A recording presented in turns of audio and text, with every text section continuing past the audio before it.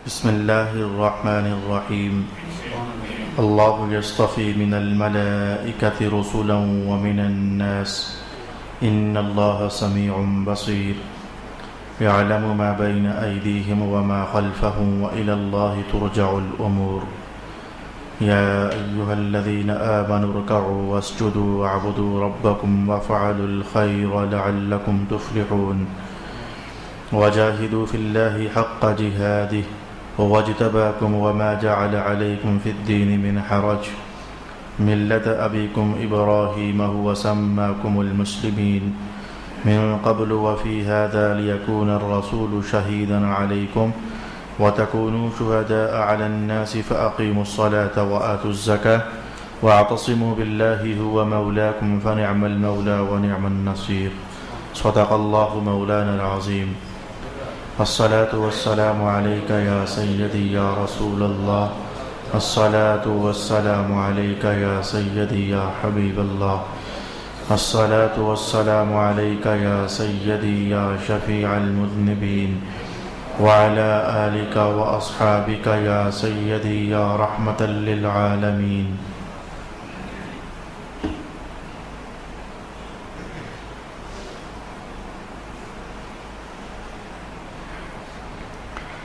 اللہ فرشتوں میں سے رسولوں کو چن لیتا ہے اور انسانوں میں سے، بے شک اللہ بہت سننے والا بہت دیکھنے والا ہے۔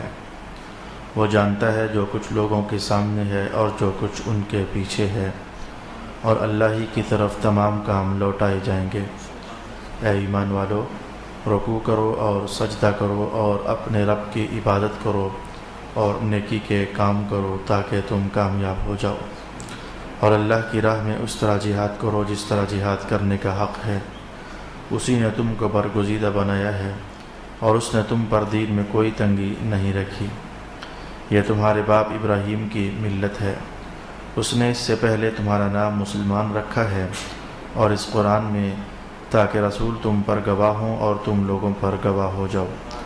بس تم نماز قائم کرو اور زکوٰۃ ادا کرو، اور اللہ کی رسی کو مضبوطی سے پکڑ لو، وہی تمہارا مالک ہے، تو کیسا اچھا مالک ہے اور کیسا اچھا مددگار۔ صدق اللہ مولانا العظیم۔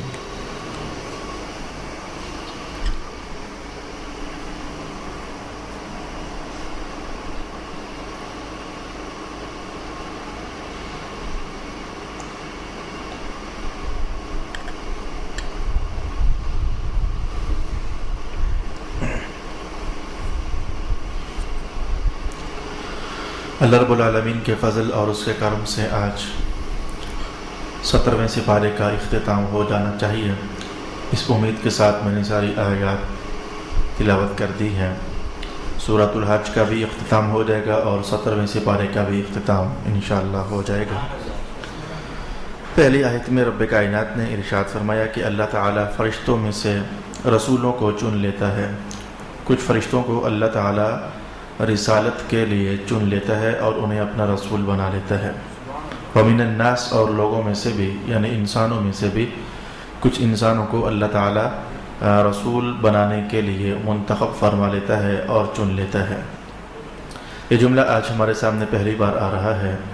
اس سے قبل ہم یہ سمجھتے رہے کہ رسول انسانوں میں سے ہوتا ہے، اور غلط نہیں سمجھتے رہے، صحیح سمجھتے رہے۔ لیکن آج ایک جملے کا اضافہ ہوا کہ رب کائنات نے کہا کہ ہم انسانوں میں سے بھی کچھ انسانوں کو بطور رسول منتخب فرماتے ہیں، فرشتوں میں سے کچھ فرشتوں کو بطور رسول ہم منتخب فرماتے ہیں۔ اگر ہم یہ بات جان لیں کہ رسول بیسیکلی لغت کے اعتبار سے کس کو کہا جاتا ہے، تو میرا خیال یہ ہے کہ ان دونوں باتوں کو سمجھنا اور ان دونوں جملوں کے اندر فرق محسوس کرنا ہمارے لیے آسان ہو جائے گا۔ اللہ تعالیٰ کی طرف سے پیغام لے کر مخلوق کی طرف آنا، بنیادی طور پر یہ رسالت ہوتی ہے۔ جن نبیوں کو، جن رسولوں کو ہم آج تک جانتے ہیں کہ وہ رسول ہیں اور وہ نبی ہیں، تو اللہ کی طرف سے پیغام مخلوق خدا کی طرف ہی لے کر آنے والے ہوا کرتے تھے۔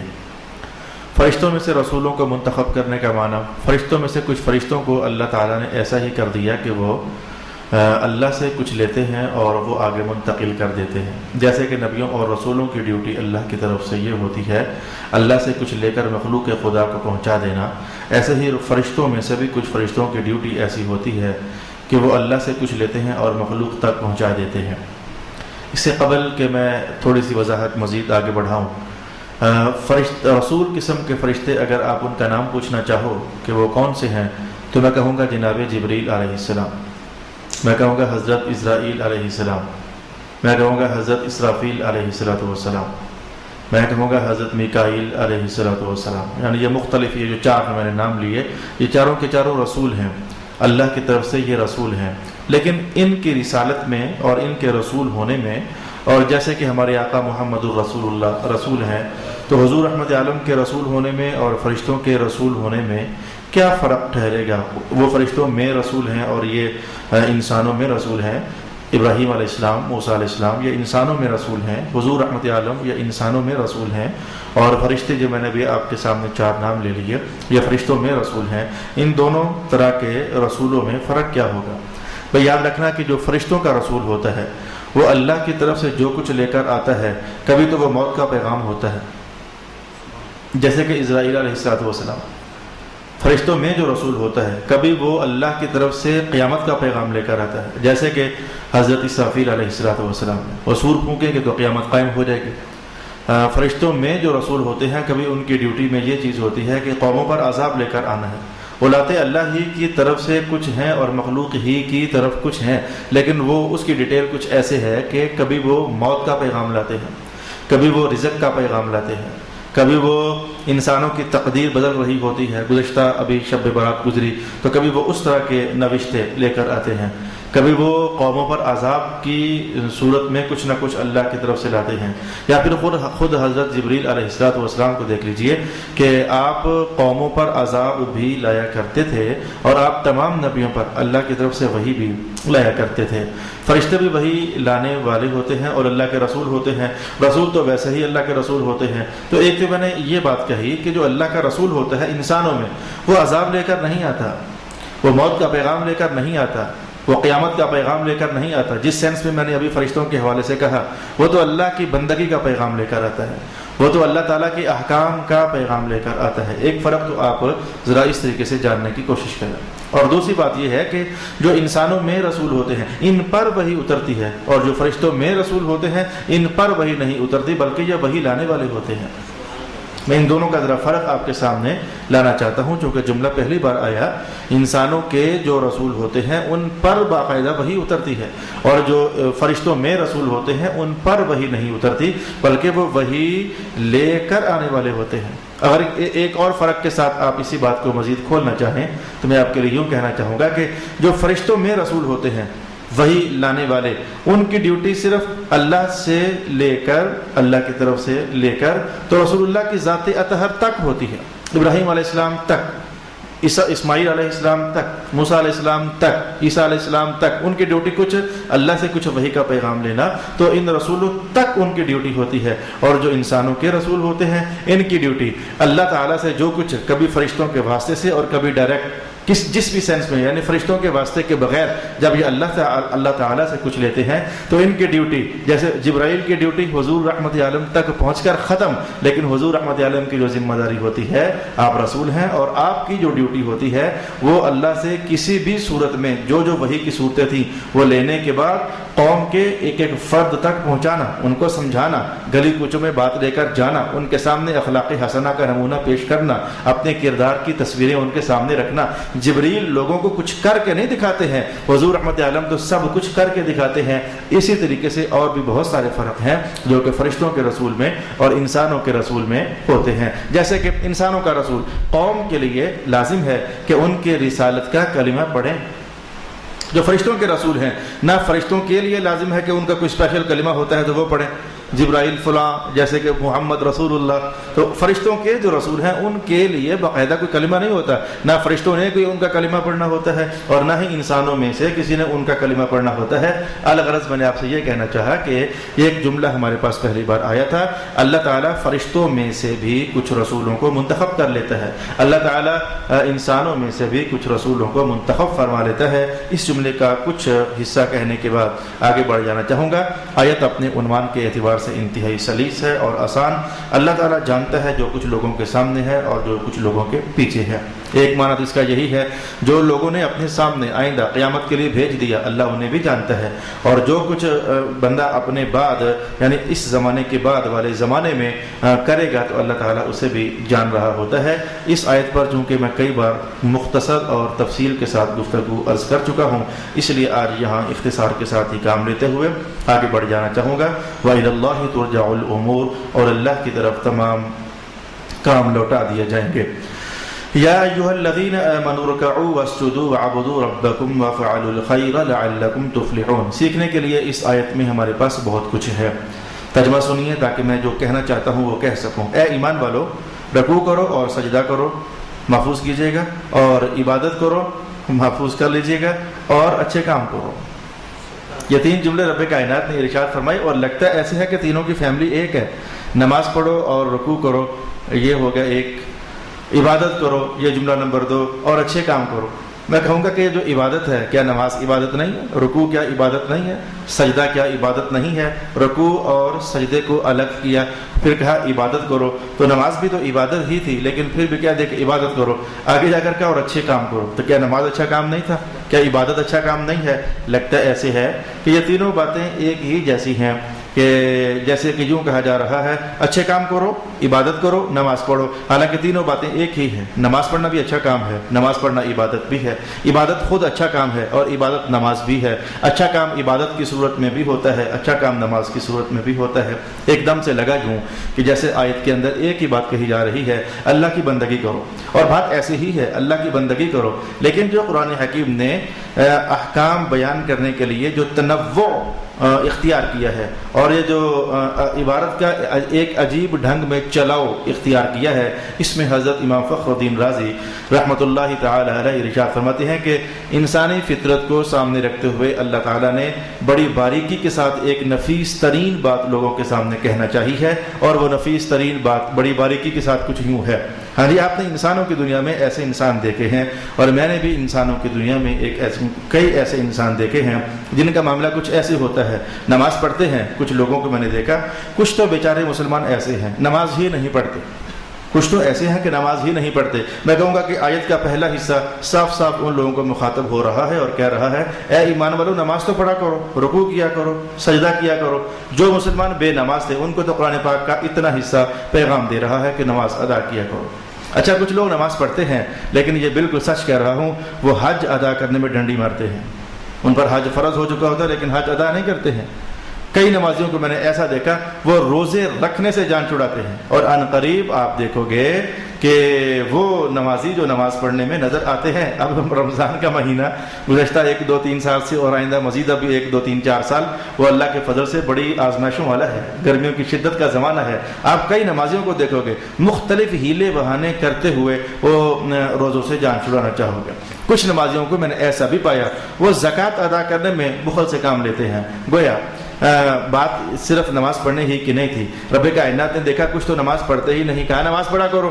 کچھوں کو دیکھا کہ وہ نماز پڑھتے ہیں لیکن باقی دوسرے امور کے اندر وہ بخل سے کام لیتے ہیں، خیانت سے کام لیتے ہیں، تو ان کے لیے آیت کا اگلا حصہ جیسے رب کائنات نے کہا ایمان والو نماز پڑھا کرو، اور کچھ لوگ وہ بھائی اور بھی عبادت ہے وہ بھی کیا کرو، یعنی یہی نہیں کہ صرف نماز پڑھا کرو، اور بھی ہے کچھ عبادت میں، یہ کہہ کر کے تو اشارہ دے دیا نماز پڑھنے کے بعد اگر زکوٰۃ میں ڈنڈی مارتے ہو تو زکوٰۃ ادا کیا کرو، اچھا حج میں اگر خیانت کرتے ہو تو حج ادا کیا کرو، نماز تو چلو ٹھیک ہے تم نے پڑھ لی، لیکن اس کے ساتھ ساتھ اگر تم روزے رکھنے سے جان چھڑاتے ہو تو روزے رکھا کرو۔ گویا یہ جملہ بول کر کے کہ رکوع کرو اور سجدہ کرو، اور بعد میں یہ جملہ کہ عبادت کرو، معنی یہ تھا کہ عبادت صرف نماز ہی نہیں ہے، عبادت کچھ اور بھی ہے، تو صرف ایک ہی جہت کو لے کر کے تو پھر ہمیشہ اسی پر قائم رہنا۔ اور باقی جو 3 امور میں نے ابھی آپ کے سامنے، کتنے سرمایہ دار ایسے ہیں گجر خان کے اندر، کتنے سرمایہ دار ایسے ہیں جنہیں میں ذاتی طور پر جانتا ہوں، ان پر حج فرض ہو چکا ہے، اور انہیں میں نے گاہے بگاہے مختلف اوقات میں کہا بھی کہ بھائی آپ پر حج فرض ہے، آپ حج ادا کیوں نہیں کرتے ہیں؟ کریں گے، ابھی نہیں کیا لیکن کریں گے، انکار بھی نہیں کرتے لیکن کریں گے۔ تو ان کے لیے رب کائنات نے جیسے پہلے کہا نماز پڑھا کرو، اور آپ پڑھتے ہیں تو کہا کچھ اور بھی تو ہے نا، وہ بھی تو کیا کرو نا، وَاعْبُدُوا رَبَّكُمْ کہہ کر کے رب کائنات نے یہ بات صاف سمجھا دی۔ آئے میں آیت کا تیسرا حصہ آپ کو سمجھانے کے لیے کہ یہ جو بات میں یہ کہا وَفْعَلُوا الْخَيْرَ، اور اچھے کام بھی کیا کرو، حالانکہ نماز بھی اچھا ہی کام تھا، روزہ بھی اچھا ہی کام ہے، عبادت اچھا ہی کام ہے، لیکن اسپیشل پھر یہ کہنا کہ اور اچھے کام کیا کرو۔ اب اس کو ہم بھلا کیسے جوڑیں گے؟ میں نے نماز پڑھنے والوں کو جھوٹا دیکھا ہے، جی ہاں دیکھا ہے، نماز پڑھنے والوں کو میں نے بے ایمان بھی دیکھا ہے، میں نے نماز پڑھنے والوں کو پیسہ مارتے بھی دیکھا ہے، میں نے نماز پڑھنے والوں کو یا عبادت کرنے والوں کو یا روزہ رکھنے والوں کو یا زکوٰۃ ادا کرنے والوں کو وعدہ توڑتے بھی دیکھا ہے، یعنی یہ سارے گند مند یا بد اخلاق بھی دیکھا ہے۔ بندہ نماز پڑھنے والا ہے لیکن بد اخلاق ہے، میں نے یہ بات بھی دیکھی ہے۔ اب سمجھیں، رب کائنات نے ترتیب سے کہا وہ لوگوں پہلی بات تو یہ نماز پڑھا کرو، مولا پڑھتے ہیں تو کہا نماز ہی نہیں کچھ اور بھی تو ہے نا، پھر حج، کوئی زکوٰۃ، کوئی روزے بھی رکھا کرو، مولا یہ بھی رکھتے ہیں، کہا وَفْعَلُوا الْخَيْرَ، صرف اتنا ہی نہیں کچھ اور بھی تو ہے، اچھی اخلاق بھی تو کیا کرو نا، کچھ سچ بھی تو بولا کرو نا، کچھ وعدہ بھی تو نبھایا کرو نا، کچھ اللہ نے جو اور معاشرتی مسائل تمہیں عطا فرمائے ہیں ان میں بھی تو پورا اترا کرو نا۔ میں نے مختصر کرتے ہوئے آپ کے سامنے یہ تینوں باتیں کھول دیں کہ جو رب کائنات نے یہ جملہ ارشاد کیا ہے کہ اے ایمان والو رکوع کرو اور سجدہ کرو اور عبادت کرو اپنے رب کی اور اچھے کام کرو، یعنی ایسا کہنے سے یہ تفصیلی 3 جملے تھے۔ اگر آپ چاہو کہ مجھے آپ کو قرآن پاک سے یہ بات نکال کر کسی اور مقام سے مختصر ترین شارٹ کٹ الفاظ میں بتاؤں، میں یہ آیت پڑھ دوں گا آپ کے لیے، یہ تفصیل میں نے کہی، اور اس کو مختصر ترین کرتے ہوئے میں آپ کے سامنے یہ آیت پڑھ دوں گا۔ رب کائنات نے ارشاد فرمایا یا ایھا الذین آمنوا ادخلوا فی السلم کافہ، وہ ایمان والو اسلام میں پورے کے پورے داخل ہو جاؤ، آدھ پچھدے نہیں، کوئی کام لے لیا کوئی چھوڑ دیا۔ اتأمرون بالمعروف وتنہون عن المنکر، اچھے کاموں کا حکم دیتے ہو، برائیوں سے روکتے ہو، اور خود اپنے آپ پر آ کر کے تم سب کچھ وتنسون انفسکم، اور اپنے آپ کو اگر بھول جاتے ہو، چاہو تو وہ مختصر ترین جملہ پڑھ لو اور چاہو تو یہ تفصیلی ترین جملہ پڑھ لو۔ رب کائنات نے ارشاد فرمایا اے ایمان والو رکوع کرو اور سجدہ کرو اور اپنے رب کی عبادت کرو اور نیکی کے کام کرو تاکہ تم کامیاب ہو جاؤ۔ جملہ میں آپ کے سامنے کہہ دیتا ہوں آج بالکل اسی انداز میں جس انداز میں بعض مفسرین نے ارشاد فرمایا ہے لعلکم تفلحون، تفلحون کا معنی تو یہ ہے کامیاب ہو جاؤ، لیکن ساتھ جو یہ لگا ہے لعل، شاید تم کامیاب ہو جاؤ۔ بھئی نماز پڑھنے والا یقیناً کامیاب ہونا چاہیے، کہا شاید تم کامیاب ہو جاؤ، عبادت کرنے والا یقیناً کامیاب ہونا چاہیے، لیکن کہا لعل، شاید تم کامیاب ہو جاؤ۔ اچھا بھائی جو وفعل الخیر، اچھے کام کرنے والا ہے، سچا ہے، وعدہ وفا کرنے والا ہے، عہد نہ توڑنے والا ہے، بر وقت جو مال لیا دیا وہ پورا اترنے والا ہے، تو یہ تو یقیناً کامیاب ہونا چاہیے، لیکن رب کائنات نے کہا لعلکم تفلحون، شاید تم کامیاب ہو جاؤ۔ یہ جو لفظ لعل ہے اس نے تھوڑی دیر کے لیے سوچنے پر مجبور کر دیا ہے۔ لعل کیا چیز ہے؟ ترجمہ میں نے آپ کے سامنے کر دیا شاید، لعل شاید کہ تم کامیاب ہو جاؤ، تو نماز پڑھنے پر یقیناً کامیاب ہونا چاہیے یا کہ شاید کامیاب ہو جائے۔ میں جملہ آپ کے سامنے لہجہ بدل کر کہہ رہا ہوں تاکہ ہم یہ سمجھیں کہ لعل جہاں جو رب کائنات نے استعمال فرمایا ہے اپنے کلام دل نواز میں، تو کس حکمت کی بنیاد پر لفظ لعل استعمال کیا؟ تم نماز پڑھا کرو شاید تم کامیاب ہو جاؤ، احمد اللہ نماز پڑھ کر بھی شاید ہی ہے، اور عبادت کیا کرو تم شاید تم کامیاب ہو جاؤ۔ احمد اللہ ہم تو یہ سمجھتے ہیں کہ عبادت کرنے والا یقیناً کامیاب ہے، اور تیرا قرآن کہتا ہے شاید تم کامیاب ہو جاؤ۔ بڑا نفیس سا جواب ہے اور مختصر سا جواب ہے۔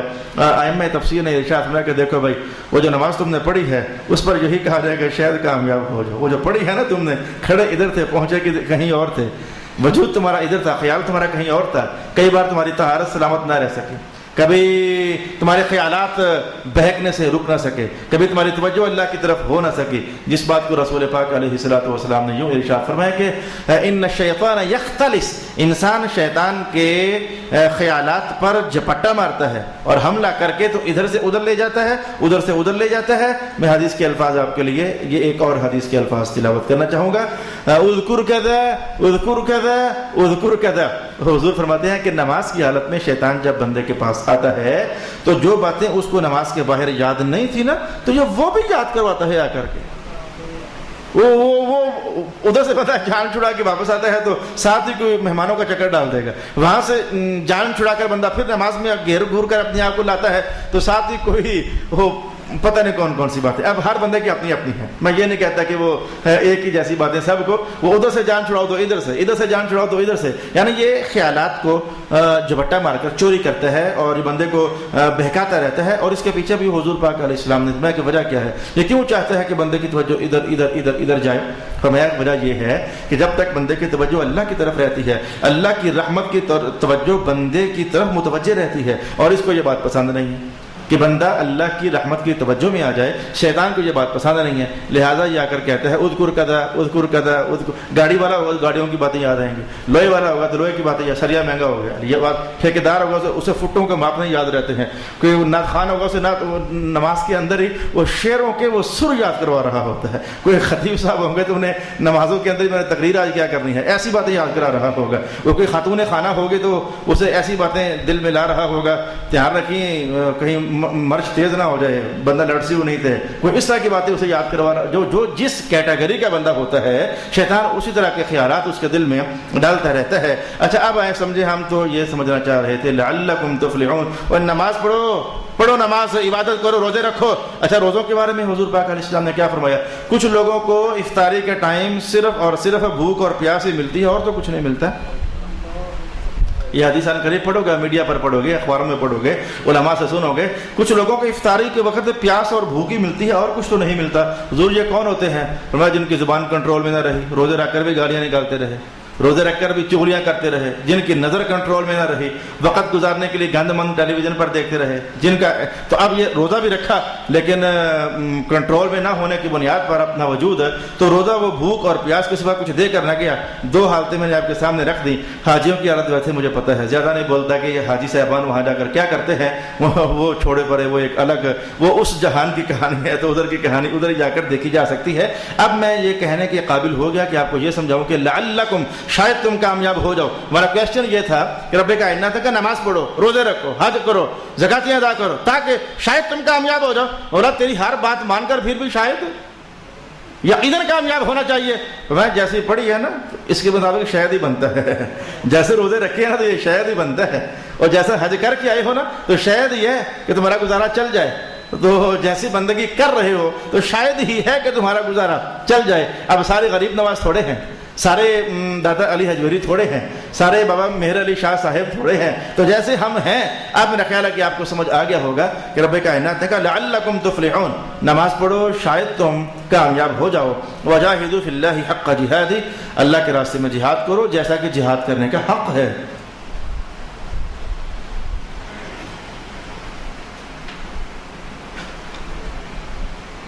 اللہ کے راستے میں جہاد کرو جیسا جہاد کرنے کا حق ہے. جہاد کرو, یہ تو بات سمجھ آ گئی. تو جہاد کرنے کا حق ہے یہ کیا ہوتا ہے؟ بھائی نماز پڑھو, سمجھ آ گئی. بھائی جیسے نماز پڑھنے کا حق ہے یہ کوئی اور بات ہے صاحب. میں مثلا اس کا معنی یہ ہے کہ ایک ہے نماز پڑھنا اور ایک ہے جیسا حق ہے ویسے پڑھنا. توجہ اللہ کی طرف, دھیان اللہ کی طرف, طہارت کامل, جسم صاف ستھرا, لباس صاف ستھرا, یہ جو جیسے کہ بر وقت آ کر کے جماعت کے ساتھ ادا, یہ ہو گیا حق. نماز پڑھو اور نماز کا حق ادا کرو, جیسے یہ دو درجے ہیں الگ الگ. روزہ رکھو اور روزے کا حق ادا کر دو. تو لہذا جہاد کرو یعنی تلوار لے کر للکارو ان کافروں کو, اور حق ادا کر دو. جیسے پہلے چاقو چوبند تھے, ہوشیار تھے, جہاد ختم ہونے تک ہوشیار ہی رہنا پڑے گا. یہ ہے جہاد کا حق ادا کرنا. یہ ایک قول ہے جو کہ حضرت ابن عباس رضی اللہ تعالی عنہما نے ارشاد فرمایا. تفسیر کا دوسرا پہلو بھی ہے, آپ کے سامنے لے آتا ہوں, کیونکہ آج انشاءاللہ میں نے اللہ سے توفیق مانگی ہے کہ بھاگتے بھاگتے 17واں سپارہ ہمارا ختم ہو جائے, تو پھر آگے ان قریب رمضان بھی تشریف فرما ہونے والا ہے. تو میں تفسیر کا دوسرا پہلو کہہ دیتا ہوں. تفسیر کا دوسرا پہلو, جہاد کرو اور جہاد کا حق ادا کر دو. کسی بھی کام کرنے سے بہت سارے نتائج اور فائدے حاصل ہوتے ہیں. قربانی آپ نے کی, عبادت بھی ہو گئی, کھانے کو گوشت مل بھی گیا, کسی کو گفٹ دینے کے لیے بھی آپ کے پاس کچھ تھا, لوگوں کو راضی بھی کر دیا, چمڑا کسی مدرسے میں بھجوا دیا, وہ بھی خوش, میں بھی خوش, تو بھی خوش, وہ بھی خوش, سارے خوش ہو گئے, اللہ بھی راضی ہو گیا. کام ایک کیا ہم نے, لیکن اس سے ہم نے کتنے سارے فائدے حاصل ہو گئے. اچھا جی، بس ایک مثال کافی ہے مقصد سمجھنے کے لیے. ہم نے تفسیر جاننی ہے. جہاد کرو اور جہاد کا حق ادا کرو. جہاد کرنے کے بھی کئی نتیجے ہیں. بندے نے تلوار چلائی، جناب پتہ لگ گیا، ایک بار تو شور مچ گیا، بلے بلے بڑا جوان آدمی ہے جناب علی، 70 کافروں کو اکیلے نہیں ایک ایک تلوار مار کر اڑا دیا، بڑی گل ہے جناب. ایک تو یہ فائدہ ہوا، ناموری ہو گئی، شہرت ہو گئی، بڑا طاقتور آدمی ہے، جوان مرد ہے، بلے بلے بھائی. جیسے کہ بے شمار خالد بن ولید، جیسے کہ علی المرتضیٰ مولا مشکل کچھا، جیسے کہ جناب عمر بن الخطاب. یعنی کیا بات تھی آپ کی شجاعتوں کی اور بہادری کی. اچھا جہاد کرو تو مال غنیمت بھی ملتا ہے، کافروں سے جو چھینا ہوا مال ہے مال غنیمت بھی ملتا ہے. اچھا جہاد کرو تو اللہ تعالیٰ بھی خوش ہوتا ہے. زیادہ باتیں نہیں کرتا، 3 نتیجے میں نے کم از کم آپ کے لیے بیان کر دیے، اور بھی بہت کچھ ہے جو جہاد کے نتیجے میں حاصل ہوتا ہے. ائمہ تفسیر نے کہا جہاد کرو اور جہاد کا حق ادا کرو. معنی کیا ہے؟ کہ اگر نیت میں ناموری ہے جہاد ہوا ہے، حق ادا نہیں ہوا. اگر نیت میں مال غنیمت ملے گا یہ بات آ گئی تو جہاد ہوا ہے، جہاد کا حق ادا نہیں ہوا. اور اگر نیت میں یہ ہے اولا تو راضی ہو جا، تیرے نام پر جان کٹانے لگا ہوں، قرآن پاک نے کہا جہاد بھی ہو گیا، جہاد کا حق بھی ادا ہو گیا. یہ تفسیر کا دوسرا پہلو ہے. یا وجاہدوا فی اللہ حق جہادی. تفسیر کا ایک تیسرا پہلو بھی ہے، دلچسپ ہے، آپ کے سامنے لے آتا ہوں. یہ بڑے بڑے گھرانوں کے اندر چوریاں ہو جاتی ہیں تو بعد میں لوگ کہتے ہیں مخبری ہوئی ہے، اندر سے مخبری ہوئی ہے. ورنہ چوروں کو کیا پتا کہ کون سی شے کہاں پڑی ہوئی تھی.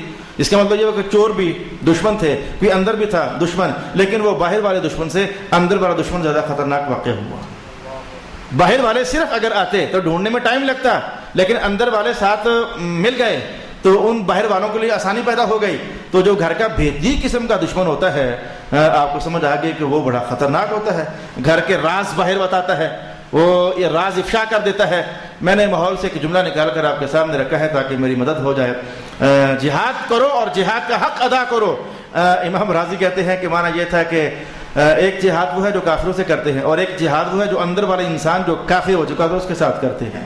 جس کی طرف رسول اللہ علیہ السلام نے جیسے عام لوگوں کے حق میں یہ جملہ کہہ کر اشارہ کر دیا جب تبوک سے واپس تشریف لائے، رجعنا من الجہاد الاصغر الى الجہاد الاکبر. واپس تشریف لائے تو ہمیں اور نماز پڑھتے ہیں، چھوٹا جہاد تو کر لیا، اتنا بڑا جہاد کرتے ہیں. وہ کافروں کے ساتھ جہاد تھا، یہ اپنے اندر والے انسان کے ساتھ جہاد تھا. وہ جو بھیدی قسم کا اور جو اندر کا دشمن ہوتا ہے یہ خطرناک ہوتا ہے، پکڑائی نہیں دیتا، سمجھ نہیں آتا، پتہ نہیں چلنے دیتا، اپنا بن کر ساتھ رہتا ہے. جو گھر کا اندر کا دشمن ہوتا ہے اپنا بن کر ساتھ رہتا ہے. بیگانہ باہر والا دشمن ہوتا ہے، دشمن بنا ہی نظر آتا ہے نا. ہوتا دشمن ہے تو بنا بھی تو دشمن ہی نظر آتا ہے. لیکن جو گھر کے دشمن ہوتے ہیں دکھنے میں دوست ہوتے ہیں، اندر سے دشمن ہوتے ہیں. رسول پاک علیہ الصلوۃ والسلام نے ارشاد فرمایا وہ کافروں سے جہاد کر لیا جو تمہارے اندر کا انسان ہے، آپ اس سے لڑنا ہے. اور ذرا مسجد چلتے ہیں. ائمہ تفسیر نے کہا جہاد کرو، جہاد کا حق ادا کر دو. جہاد کرو یعنی ذرا ان سے لڑو، جہاد کا حق ادا کر دو یعنی اپنے اندر والے خبیث انسان سے لڑو. یعنی یہ تیسرا قول کیا گیا کہ جہاد کا حق ادا کرنا کیا ہے. ائمہ تفسیر نے اس میں اور بھی اقوال ارشاد فرمائے ہیں، لیکن میرا مدعا کافی حد تک پورا ہو گیا، لہذا میں اگلی آیت کی طرف بڑھ جانا چاہوں گا.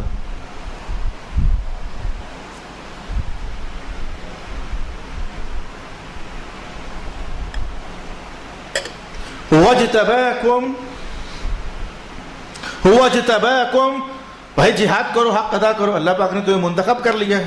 بہت سارے کام ہیں جن کے لیے اللہ پاک نے تمہیں منتخب کر لیا، ان میں سے جہاد بھی ایک ہے. وَمَا جَعَلَ عَلَيْكُمْ فِي الدِّينِ مِنْ حَرَجٍ. دلچسپ جملہ ہے. اللہ پاک نے تمہارے دین میں تمہارے لیے کوئی حرج اور تنگی نہیں رہنے دی. جو تمہارا دین ہے اسلام، اللہ تعالیٰ نے اس میں کہیں بھی تمہارے لیے کوئی تنگی نہیں رہنے دی. کیا مطلب اس جملے کا؟ ائمہ تفسیر نے ارشاد فرمایا کہ جتنی بھی عبادات ہیں ذرا غور کرو. رسول پاک علیہ الصلوۃ والسلام نے فرمایا کہ نماز کھڑے ہو کر پڑھا کرو. یا رسول اللہ طبیعت خراب ہے، چکر آتے ہیں، کھڑا نہیں ہو سکتا، کھڑا ہوں گا تنگی ہو جائے گی. قرآن پاک نے کہا تنگی تو ہے نہیں، محبوب کہو بیٹھ کر پڑھ لیں. اچھا جی میرے حضور بیٹھا بھی نہیں جا رہا، کمر میں سخت درد ہے، زخم لگا ہوا، بیٹھ بھی نہیں سکتا، تو اگر اب بیٹھ کر پڑھوں گا بڑی تنگی ہو جائے گی. تو رب کائنات نے کہا محبوب تنگی تو ہم نے دین میں رکھی نہیں، دین آپ کا ہے، تنگی اس میں ہے نہیں، ان سے کہو لیٹ کر پڑھ لیں. یا رسول اللہ سخت گرمی ہے، روزہ رکھنا ہے، لاہور بھی جانا ہے. اب اگر راستے میں بیٹھے بیٹھے 3 گلاس پانی پی گیا، کر کیا رہا ہوں میں صرف 2 لفظ ہی بول رہا ہوں نا، تو بدن ہیٹ اپ ہوتا ہے تو پیاس لگتی ہے، تو میں 3 گلاس پانی پی گیا. لاہور جانا ہے میرے آقا، روزہ بھی رکھنا ہے، گرمی بڑی ہے، سفر ہے، تو اب روزہ رکھوں گا تو پیاس لگ گئی تو چکر آئیں گے، وہ سگنل لوگ پیتے ہیں، باز نہیں آتے، اور وہ حوث بن جاتی ہے، باڈی ایگزاسٹ ہوتا ہے گاڑیوں کے اندر، تو پریشانی بن جائے گی، تو تنگی ہو جائے گی اگر میں روزہ رکھوں گا تو۔ رب کائنات نے کہا محبوب آپ کے دین میں تنگی نہیں ہے، اسے کوئی چھوڑ دے، جب روزہ رمضان گزر جائے بعد میں رکھ لے۔ سبحان اللہ۔ حج کرنے جانا چاہتا ہوں لیکن حکومت نے پابندی لگا دی ہے۔ پاکستان میں بڑے بڑے علماء ہیں ایسے، وہ بڑے درجے کے علماء ہیں، ان پر پابندی ہے، حج کرنے نہیں جا سکتے۔ اگر ان کا حج فرض اگر ادا نہیں ہوا تو آپ کو پتہ ہے کہ اگر حکومت پابندی لگا دے تو حج کی فرضیت بندے سے ساقط ہو جاتی ہے۔ یہ جو مسئلہ آج آپ بالکل پہلی بار سن رہے ہو، اور یہ کتابوں کے اندر یوں نہیں لکھا ہوا، میں لگ گیا تو آپ کو اشارہ بھی کر دوں، میں کتابوں کے اندر یوں نہیں لکھا ہوا، کتابوں کی جو عبارت ہے حاصل کلام کے طور پر آپ سے میں یہ کہتا ہوں کہ حج کرنے کے لیے تمام رکاوٹوں کا ختم ہونا یہ ضروری ہے، تو بندے پر حج فرض ہوتا ہے۔ حج فرض ہونے کے لیے راستے کی جتنی بھی رکاوٹیں ہیں وہ ختم ہو جائیں تو جا کر حج فرض ہوتا ہے۔ تو لہذا حضور یہ تو حکومت جانے نہیں دے رہی ہمیں، میں اچھا تم پر حج ثابت کر دیتے ہیں۔ میرے حضور تھوڑی سی مہربانی اور فرما دیں، اب دیکھو چلو روزے تو نہیں ہیں لیکن اب سفر طے کریں گے تو اوپر سے وہ عشاء کی 17 رکعتیں پڑھیں تو زور کی 12 پڑھیں تو عصر کی 8 پڑھیں تو بڑا لمبا کام ہے۔ اچھا حضور میں آدھی نماز پڑھ لو، تمہیں اس بات کی اجازت دی جاتی ہے کہ تم آدھی نماز پڑھ لو۔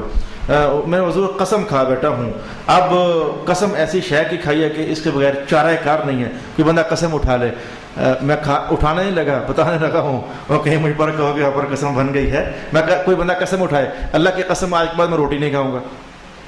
اور بڑی بڑی الٹی قسمیں لوگ کھا لیتے ہیں بھائی، بعد میں پھنس جاتے ہیں، اور پھنسنے کے بعد پھر علماء کے پاس پہنچتے ہیں کہ بتائیں میں کیا کروں۔ میں اس کی مثال پیش کرتا ہوں آپ کے سامنے۔